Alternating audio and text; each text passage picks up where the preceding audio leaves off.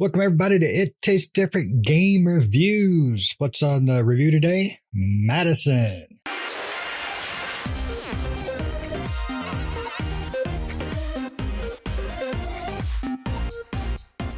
MADiSON is a survival horror game developed by Bloodiest Games on the Unity engine. It is released on the PlayStation 4, 5, Xbox One, Series X, S, Nintendo Switch, Microsoft Windows, and your mom's microwave. It is it's something else here. It's a kind of a homage to some classic games, PT, Resident Evil, far as the spookiness of it, things like that.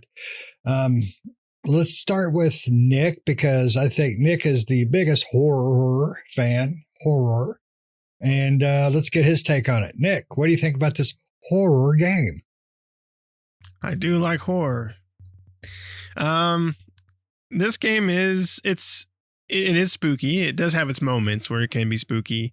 It kind of reminds me of games like Outlast, and I'm trying to think of some other ones that are kind of like that, but it's similar to kind of like Outlast, where it's that kind of walking, because in Outlast, you're just kind of going from point A to point B and solving kind of puzzles. And this is kind of that same concept here, where you're not really going from A to B. You're kind of exploring a house and you're solving puzzles. I think the atmosphere is pretty good, except for, they do have the sound effects that seem to repeat themselves, which after a while you kind of learn that spooky door noise or that creak is just nothing but sound effects, and it's not something creeping up behind you. I think it would be better if they just went with complete silence, because that can be super creepy to like all of a sudden hear something that is in the actual world than just a repeat of sound. And the only problem with me in my instance is the soundtrack also has this really bad reverb that happens as part of the soundtrack, and for some reason it was just killing my ears, so I had to like turn the volume down almost to the point of not being spooked anymore, because it's just that reverb was like killing me. Other than that, though, I think the game is not bad. It's not a bad game. It's pretty spooky. The puzzles seem pretty interesting, other than the fact that they also seem to be a little bit too difficult, as far as they don't really. It's okay if a game is not going to tell you what to do, but in this game, it seems like the puzzles are very obscure, where I felt like most of the puzzles, when I completed them and figured them out, it was really me just stumbling across the answer than it was me really figuring it out. I felt like you find a lot of things that you don't know what they go with or where they go. And when you get to something, you just constantly just cycle through your inventory until that matches with that, right? Because some things don't go with certain things and some things do. For an instance, you get a hammer at one point in the game. It's very early in the game, and there's some boards in the attic, and you're thinking, cool, boards, hammer. No, that doesn't go together. I don't know what goes with, I can't remember what goes with that, but it sure wasn't the hammer. And so you would think that the hammer does go into that. Other than that, the game's pretty good, except for on the Xbox. It does have an issue right now. And I don't know if this is on the PlayStation and the Switch or on the Steam as well. But when you pop achievements, it kicks you back to the main menu of the game, which is very annoying, because this game's save system is not like where you can save on the fly type thing. It's more of a checkpoint system. And if you haven't hit that checkpoint and you pop an achievement, it take you back to the main menu, and you got to do that scene all over again, which I had to do several times. So that kind of sucks. We all played it on the Xbox, so as far as we know, that seems to be just an Xbox thing, but it could be a PlayStation, with the trophies, and Steam with their achievements as well. I'm not sure. So, but it does seem to be a problem on the Xbox with that, but they can patch that out. They just haven't. By the time that we have this review out, that hasn't been patched, but hopefully that'll be patched soon. What do you think, Pat? Yeah, it's a big fat no for me.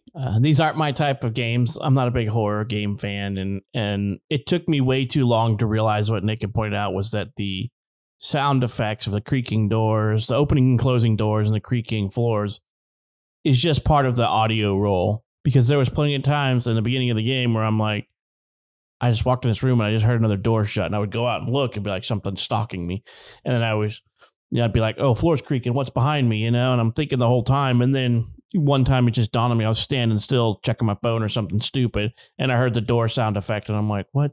And so I just sat there and listened. And yeah, it's a rotation. Every so many minutes, the sound effect repeats and it's the same sound effect. So I was like, well, this is dumb. That's adds unnecessary crap. It kind of makes the loss of immersion, in my opinion, when they have the looping soundtrack like that. Because then, if I could tell it, most people will be able to tell it right off the bat that this is just a loop. But I'm not a big horror game fan, and I do love puzzles, and I don't mind a walking sim because this is a walking sim with a horror overtone to it. But the game is just, it's not really up my alley because of that. And it tries to make things overly creepy for the sake of just doing that. I found myself playing the whole time being like, I know what I got to do, but I'm like, I don't want to do that because early on in the game, a magic clock appears out of nowhere with a blanket on it. And you're like, I'm not pulling that off. I don't want to pull that off. I know it's something's going to jump out and get me. I'm like, dang it, I have no other choice but to do that. So, for me, it's just overly scary to be that. And I'm not a huge horror fan like these guys are. So it has a tendency to overstay its welcome with me. I know there's certain aspects of things that the game has to do to basically make you do because it's a horror game. But I found the puzzles too cryptic and the horror genre too thick in there that's what they wanted to do, just basically jump scare you. Because too many times it's just noise for noise, and then something loud crash happens, or you look in a hole and something moves in there, and you're like, no, I'm not looking back in that hole again. But you got to progress the story. So like I said, just not for me. And I only found the one place for the hammer, and that was to take the boards down to get from the main room you start in to the next room, and I never use the hammer again. I'm like, let me use the hammer on those locks on the toilet. Let me use those locks on the hammer on the locks on the well. Nothing ever worked. I'm like, okay, I might as well just throw this thing somewhere because I'm not going to need it. Maybe I can crack the demon over the head or something with it. I don't know. But yeah, for me, that was it. And like I said, the puzzles were overly too cryptic. They hid way too much, and they don't give you a lot of direction. This game has no direction, I should point out. Basically, you just wander around trying to figure stuff out, and when I first got in there and I first found the camera, I'm like, okay, cool. Do I just take pictures of random stuff? What do I do with the camera? So I'm like just snapping random pictures and trying to sit in there for like minutes, shaking the film and going, oh, nothing there. Throw that away, and then you start hearing all kinds of things on the tape recorder about taking pictures of, cockroaches and stuff. So I went back to the beginning where you found the camera and there's a bunch of cockroaches running around the chair. And I'm like, snap, nothing there. And I just randomly would do that. And so the places that use the camera are kind of obscure a little bit. Sometimes you're like, okay, this is just blatantly obvious. But then other times you're wandering around going, what the hell did I miss? I'm not this dense, am I? But like I said, I found myself running back and forth to the house multiple times trying to figure things out. Sometimes, like I said, it's on the nose where it's power goes out and it tells you, I think Grandpa has a generator in the basement. You're like, okay, well, I'm going to go to the basement and check that out. But other times it's like, all right, I don't know what to do. So I'm going to start wandering around and just poking around everything until something happens, so. But Shane, what about you, man? What'd you think of this game? First of all, before I talk about the game anymore, got to compliment the shirt. You look like you're ready to do the second shift at your local Tex-Mex restaurant. Love that shirt. But no, you guys are absolutely right at everything you said about the game. It loses a lot of immersion with the sound being on a track. The sound is great. It's a 3D stereoscopic sound from what I could tell, because it recommends using the headset. So I started with that. But once I realized the whole sound was on a loop, it just took it off. It just lost all its immersion there. And the puzzles are interesting, very interesting, but there is nothing that gives you just a little bit of a guide of left or right. It's just stumbling around, like Pat said, poking at it. Well, what does this do? What does this do? What does this do? That's it. You get a hammer, and yet you can't use a hammer for, 90% of the things you see that look like, well, shit, my hammer will work on this. No.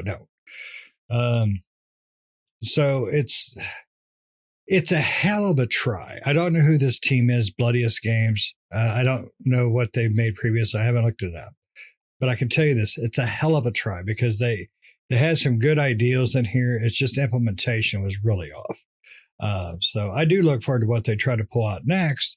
But as far as this one goes, for the price is worth it to me. $30. I love a good scary horror game. I don't like to wet myself, but at my age, it's going to happen no matter what I play anymore. So let's do it. But the game itself has a lot of promise.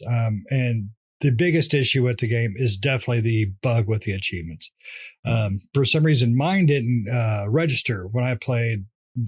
When I started the first day, I got 2 hours in, no achievement popped up. I never even really thought about it. And I was talking with Nick because Nick was having the problem with it crashing back to the home screen.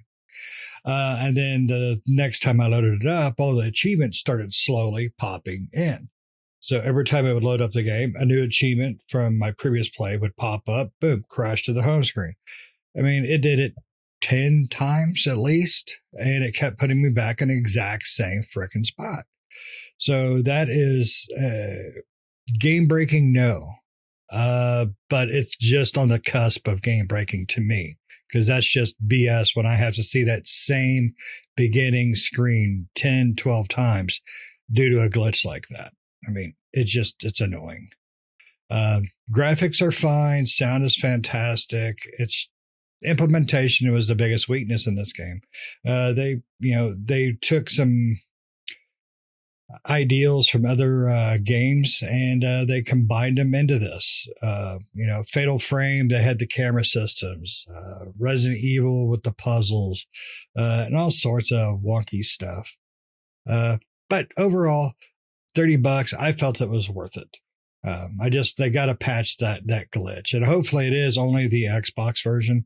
And then Nick brought this up before about the PC feel. Nick, tell me what we talked about before about how this felt more of a PC game to you.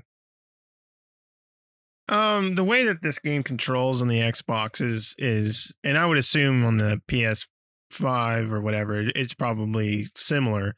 It seems a little odd on how the control scheme is set up, where right trigger for the Xbox is pretty much your active button for everything. The accept button to do everything is right trigger, which seems very odd. Also, there's not a lot of options in the options menu for a controller. I play with inverted controls, and that option wasn't there. So for me, this game gets a 0 out of 10. No, just because you're the only one who likes it.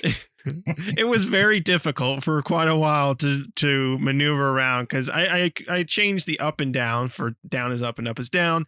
And for me, playing with up is up and down is down, I'm like all over the place. Nick Flight Simulator is the hell out of every game he plays, because that's the only time I ever invert my controller is Flight Simulator. And now Nick's like, it was Halo's I can't do it fault. anymore. I used to play regular until Halo, where I couldn't play Halo regular. For some reason, Halo, when that game came out, I could not play it regular. I had to invert my controls, and since then, I can't switch back. But this game, like I was saying, this game doesn't seem to have a lot of options for that. Even like opening doors, you have to hit the button to open the door handle, and then use the stick to swing the door open. So it seems like this game was made mainly for PC. So if I were to recommend, if you're thinking about picking up this game, I would recommend you go pick it up on Steam and play it on PC. I think you'll have a better experience control wise playing it on there. I wish I would have played it on Steam. I think it would have been better on the PC with keyboard and mouse than it was with a controller. Not that it can't be played with a controller. It's just very awkward and weird the way that the buttons that they use to activate, like right trigger, when you go to open a door to do anything, right trigger is not the button I associate with doing that, right? It's like A or something. So that's the only thing. I think this game is good. It's a good first attempt. It does have some technical issues, and it does have some things that can be ironed out or maybe redone, maybe in their sequel, or if they make another game similar to this.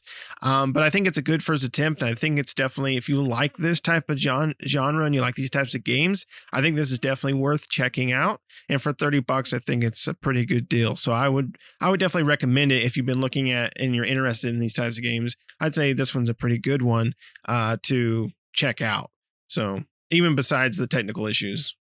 It's funny you mentioned some of that stuff, because I thought I just thought while you were talking about it, I'm like, this game has to be built for VR the way it's controlled. But then I went and looked, and they don't have any VR capabilities in Steam, which really surprises me because this kind of game, in my opinion, lends very well to being a VR game because there's not a whole lot of, there's no twitch skills or anything like that. It's pretty much walking around, investigating stuff and interacting with things and things like that. And with the immersion they're trying to get, with the sound and everything, I would think they would have put VR support in here so that you could just basically VR helmet the crap out of this. And that would be a hell to the no for me. I ain't gonna play that game. That game is pretty damn spooky, especially in VR. It would be, that'd be something else. So, I am surprised that you would nope out on the VR. Interesting. Yeah, some of those jump scares, they rate pretty high on the soil rating. So, and I mean soil your britches. So, yeah, I didn't even think about it. But, yeah, Pat, you're right. This thing would definitely lend more towards a VR, similar to the veins of like Phasmophobia, because that is another one that will scare the living crap out of you. So, but, yeah, I agree with Nick. No on the VR, but thank you anyway. Does you guys have anything else to say? You don't want to wet your pants? No, I can do that on my own. Watch. You didn't bring the brown pants. No, I didn't wear my brown pants, but I do have a brown couch, so that's close enough.